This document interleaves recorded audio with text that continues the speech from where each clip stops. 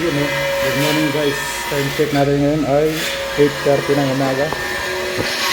Update tayo sa mga ginagawa namin sa mga banyo, mga tiles yan. Nakapaglagay na sila.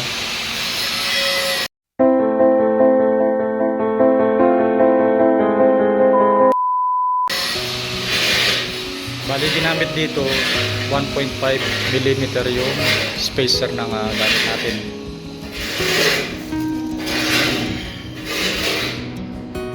Yan. 1.5. Pero dito sa flooring 2.5 mm yung gamit natin spacer dito.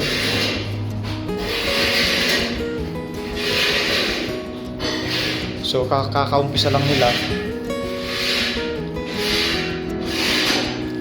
Sana matapos lahat to, itong lahat ng banyo, yung walong banyo. Kung tutusin, kung halimbawa ito matapos din to, kasi 30 by 30 saka halos wala naman masyadong putol. Dire-diretso yung walang poste rito, naka-nosing dito sa mga corner. Ito walang cement, walang tiles to. Dito yung tiles lang at saka dito lang. Ito wala siya. Tapos ipipinturahan na lang ito. Lalagyan ko ng pintura to, waterproof, kulay puti, para mabasa man, hindi siya mag-moisture sa loob ng semento. Pero ito, wala na siyang rito, molding dito na plastic o naman. Siya, nakadugtungan na siya lahat. Tutumbok lang dito yung tiles saka yung magkabilang tiles. Hindi ko na napalagyan ng molding kasi naman to, CR lang naman to ng mga competition, mga employees. So far nakakapag-umpisa na sila ngayon sa halos alas 8 sila dumating dito, doon sila nag-umpisa. Sinabihan ko sila kapon maglagay sila ng dalawang grupo, isang grupo rito, isang grupo dito sa kabila. Busy daw yung isang yung mga tao niya, kaya hindi siya nakapag-gaya ng isang grupo rito para kako sana matapos kaagad. Kasi tutusin, minamadali talaga itong mga banyo kasi mga kwarto halos naka-ready na yun. 7 kwarto ready na yun, 3 na lang ilalagay ng mga pintuan tsaka tapos yung final coating ng mga pader.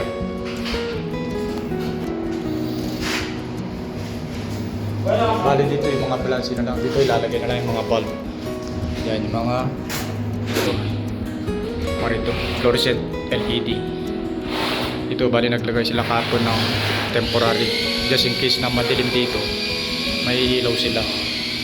Hindi sila mangangapa sa dilim.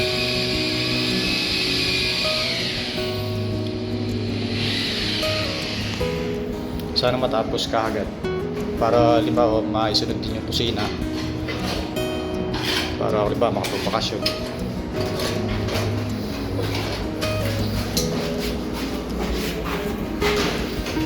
Yan, bali dito naglagay sila ng waterproof dito sa labas. Ito, waterproof din to, lahat yan.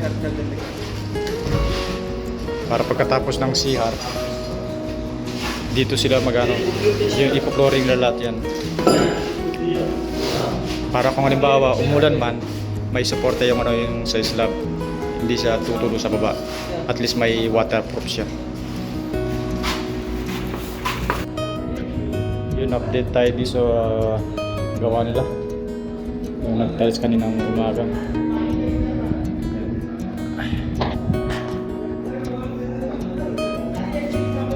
So bali dito nagsiro, pati dito yung siro niya nandito rin. Pero dito siya sa area na to, buo siya. Ito buo. Ito buo. Ito nakasiro siya banda dito. At least pagpasok mo siya, buo siya rito. Doon lang yung maliit yung siro niya. Tapos dito sa side, ito lang yung siro niya. Hindi masyadong masagwan tignan kasi nasa corner lahat yung mga siro niya. Tapos dito yung sa taas niya, sabi ko atihin niya lang yung tiles. Ito 30 cm to, kaya ito 15 cm para walang sayang na tiles.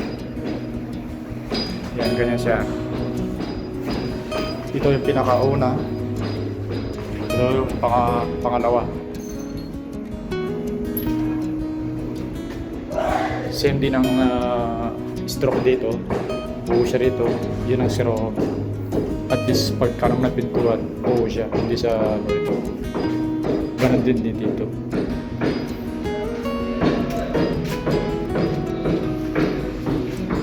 Yan. Bali dito guys, wala siyang tiles dito. Kasi naano ko na yung sukat nito, tsaka dito, alangan na siya. Kung halimbawa magpaplagay pa ako ng tiles dito sa side, magpuputol pa ako dito. Kaya dito, pipinturahan ko lang to ng waterproof, kulay puti. Tsaka yung frame naman halos 8 cm nandito yung 8 cm yung frame ng pintuan. Kasi lalagay ko nito sa baba, sa labas yung frame para yung pinto, para dito sa pagpasok ng pintuan, pagpalo ng pintuan sa loob, medyo malawak yung space dito. Hindi ko siya ilalagay dito sa loob. Ilalagay ko dito sa labas ng pintuan dito. Pero papasok siya. So bali ngayong araw, nakadalawa lang sila. Sabi ko sa kanila, tatapusin nila ngayon. Kaso nga lang biglang emergency yung gumagawa ng tile seater, kaya hindi sila nakapaglagay ng pangatlo o kaya pang-apat. Tumawag sila sa akin, sabi niya alis muna ako kasi emergency, kaya ito mo yung nagawa nila. 2 banyo, isa, 2 lang.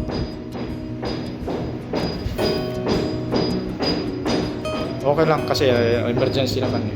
At least bukas makapatuloy sila dito sa 2, 3. At least kung hanggang bukas maka-3 sila o kaya 4 o kaya 5, mas maganda para hindi sila masyadong matagalan dito.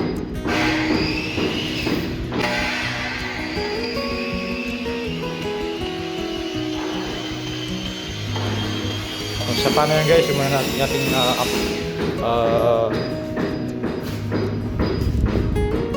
update dito sa mga banyo natin. Paalam muna guys.